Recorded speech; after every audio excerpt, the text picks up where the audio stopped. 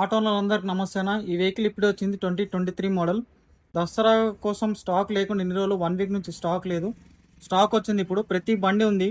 2024, 2023. ఈ వెహికల్ వచ్చేసి 2023.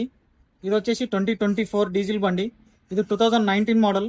ఇది 2019 మోడల్ BS4 ఇంజన్. 2023 సిఎన్జి బండి, 2 బండ్లు ఉన్నాయి మా దగ్గర.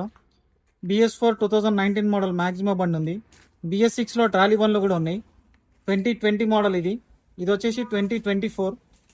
ఈ బాడీ ఉన్న బండి వచ్చేసి 2021. మ్యాక్సిమం సిఎన్జి బండి కూడా ఉంది, పెద్ద బండి.